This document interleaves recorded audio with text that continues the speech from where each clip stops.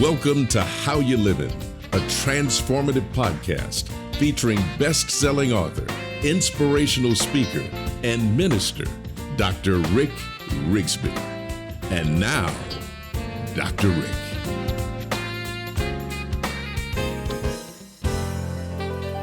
Hello, friends. Thank you so much for listening today. I want to discuss thinking, specifically how to improve the quality of our thinking. Think on this for a moment. Have you ever taken a class on thinking? I'm sure many of you have had a class on critical thinking. How about applied thinking? Few skills are as valuable as the ability to critically think through problems. We're constantly told to think about something, to give it some thought, to think through it, to critically contemplate, or simply just to concentrate. The question is, have we ever been taught to think, even in a critical thinking class? You see, schools teach us how to approach problems, how to solve problems, even how to critically evaluate problems. But what about the art of thinking? Something I refer to as applied thinking. Critical thinking is a learned behavior. It cannot be taught, but I believe it can be learned. As a former television reporter in the 1970s and 80s, I really didn't do a whole lot of thinking. I mostly reacted. I was encouraged to observe. I was forced daily to react. This is not bad. I developed instincts, gut reactions. Instinct is a type of thinking that I really do believe has merit. There's a great book on the subject by Malcolm Gladwell. The book is titled Blink. His argument is, we think without thinking. We make choices in the blink of an eye. Gladwell believes that decisions made by snap judgments and first impressions can actually be educated. I believe there's merit to Gladwell's argument. Here's another perspective on thinking that I also feel has merit.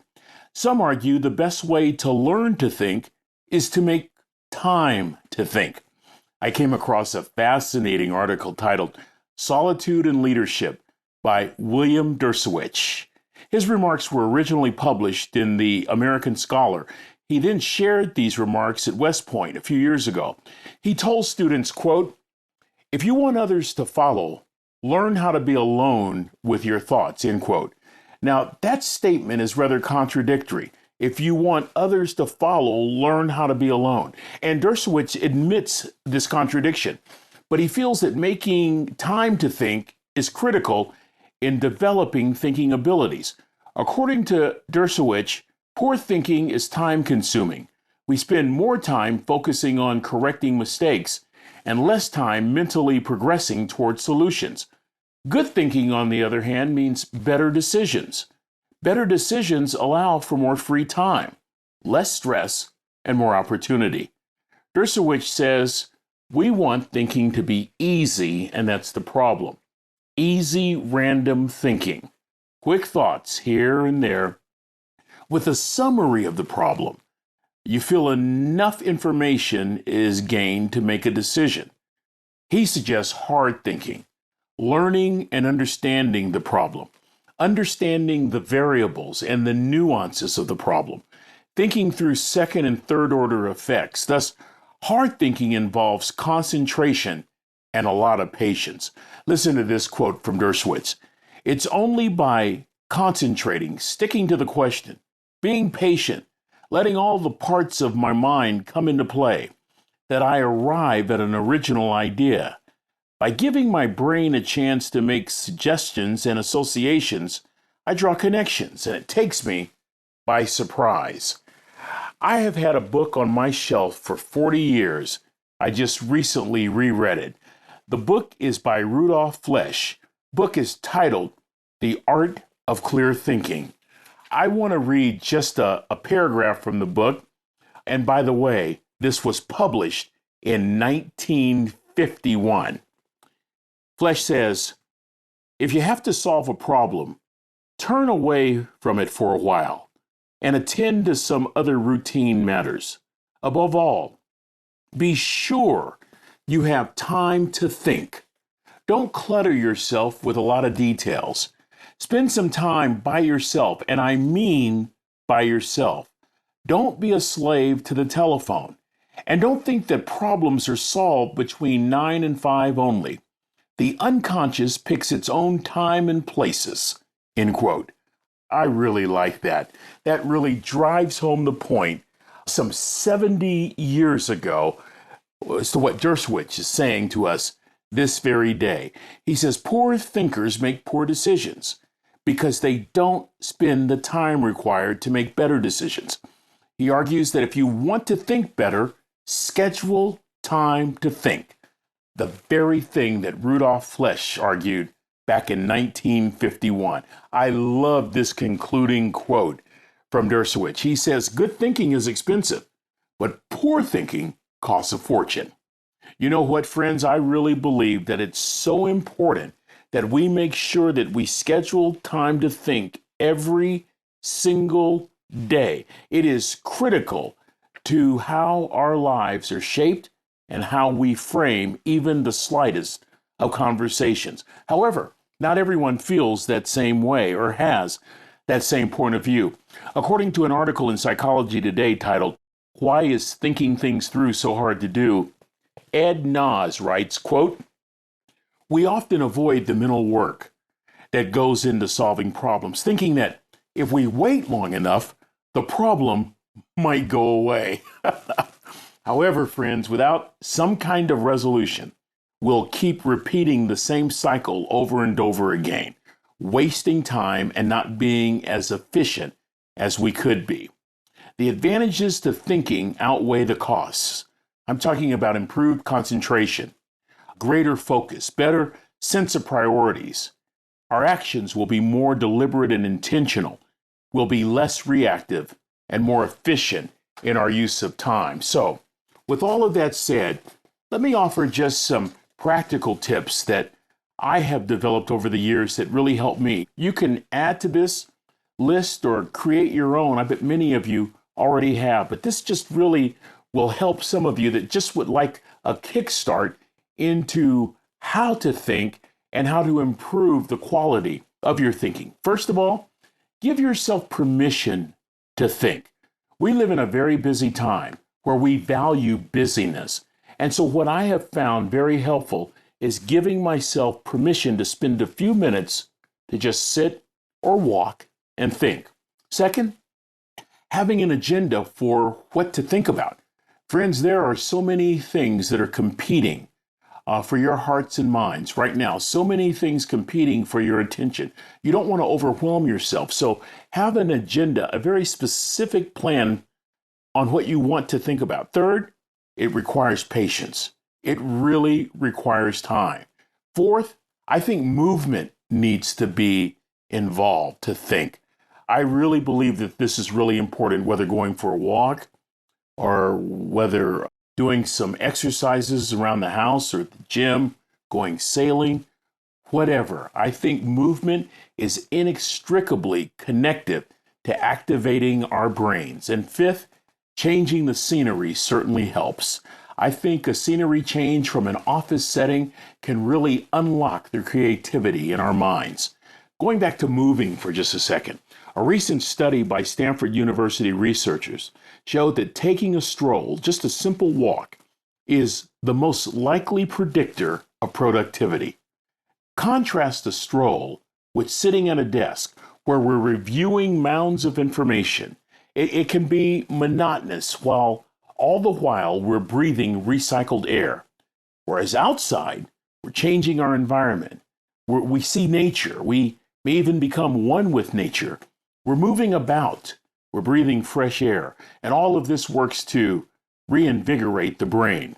In graduate school, I discovered a couple things. First, I discovered, to my shock, that I love learning. Second, I had to discover a strategy to offset my attention deficit. I came up with a plan that worked for me. I call it the 45-15 method, where I worked hard and focused for 45 minutes, and then I rewarded myself for 15 minutes. Sometimes that reward would be working out, doing push-ups and sit-ups. Sometimes it would be watching Sports Center. Sometimes in snowy Eugene, Oregon, where it snowed once in a while, it would be just going outside and taking in the sights. I remember one morning, 2 or 3 in the morning, I made snow angels in the front yard. But whatever it was, even if it was just sitting on the porch and taking deep breaths, it really worked as a disruptor. It disrupted me from the monotonous routine of just sitting, and it gave me something to look forward to each and every hour. This was my disruptor. This was the difference maker. Just 15 minutes of a reward produced insights and sometimes even grand solutions to complex problems. But more important, it established a pattern of thinking in my life, giving myself permission to think, deliberately making time to think. For me, having an agenda of what to think about, moving, doing some kind of movement while thinking, and changing my scenery are disciplines that I employ to this very day. I have to say that my greatest challenge is giving myself permission to take time to think. And like I said earlier, it's because our world places such a premium on busyness. I want to remind you at this juncture of the words of that great UCLA basketball coach, John Wooden, who said on one occasion, "Don't mistake activity for achievement."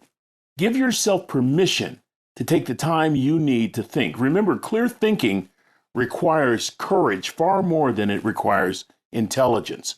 And considering the time we live in right now, a global pandemic and its aftermath, well, those things together place quite a premium on making thinking a top priority. Today, we're forced to consider new possibilities and to develop new ideas, to design new ways for doing things, to reimagine the future. So let's make sure we use our minds.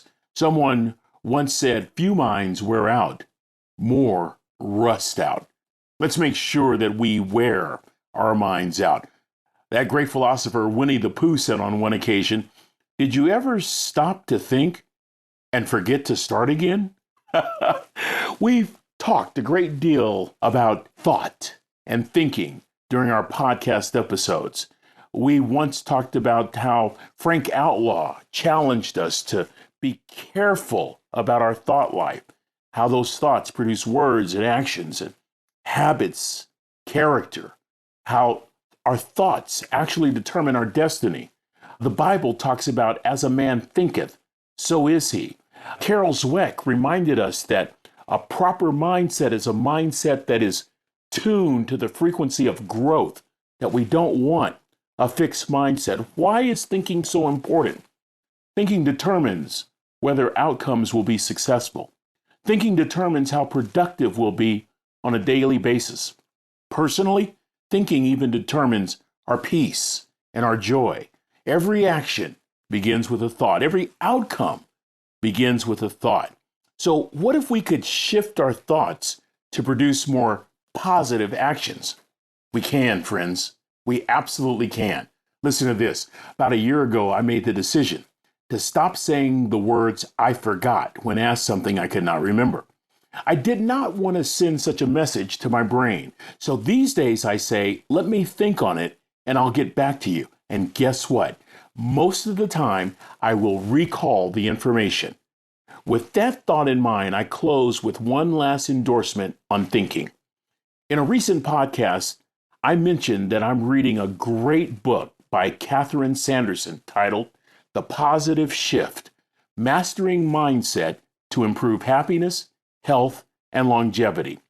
Dr. Sanderson explores the emerging field of positive psychology. I don't know if it's because I'm in my 60s or not, but my favorite section of her book is a chapter titled "Older Adults Are Wise, Not Forgetful."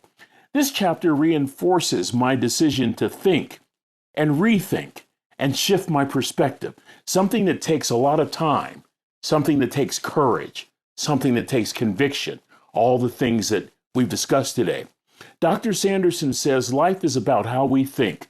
Even getting older is framed based on how we think. She shares a funny story about actually forgetting her suitcase prior to leaving for a speaking engagement at Princeton University. And she didn't realize that she had forgot her suitcase at home until her husband called and asked if she had intended to leave the suitcase at home. So she's got to come up with a new plan. She doesn't arrive to her hotel until 1 o'clock in the morning. And she has to be at Princeton at 8 o'clock in the morning. She finds a Walmart that opens at 6 o'clock and humorously writes in her book, "Thank God for the Miley Cyrus collection of clothing." Now, she shares this story at lunch with her colleagues. Her colleagues laugh, and they blame it on an overworked, overtired, overcommitted, 40-something-year-old professional with way too much on her plate. Sanderson makes this very interesting point. If this would have happened to someone in their 60s or 70s or 80s or 90s, we would have called it a senior moment. But that's not the label that we gave it. We said she was overworked. There's too much on her plate. Sanderson says, what if this would have happened to somebody in their 20s, like a college student? She says a lot of times her college students lose their IDs and their keys and their cell phones on a regular basis. They don't have a senior moment. They're just forgetful at that particular period and time. How we frame things in our thinking really can limit or free us with regard to the way in which we live our lives. Why not make thinking a top priority? Why not reward your life by making time to think? That one simple decision will impact and influence everything from the decisions we're making to how we view aging. Remember, the slogan doesn't go, "You're as young as your age says." The slogan goes, "You're as young as you think." Why not think about this for a few days? Well, that's going to do it for this episode. Until we meet again, this is Dr. Rick asking the most important question I can ask. How you living? Are you ready to make an impact in your world right now? Do you want to stop existing and start living your best life right now? Dr. Rick wants to give you the first chapter of his best-selling book, Lessons from a Third Grade Dropout, absolutely free. Just go to www.rickrigsby.com/free gift to get the print or audiobook right now. This is thepodcastfactory.com.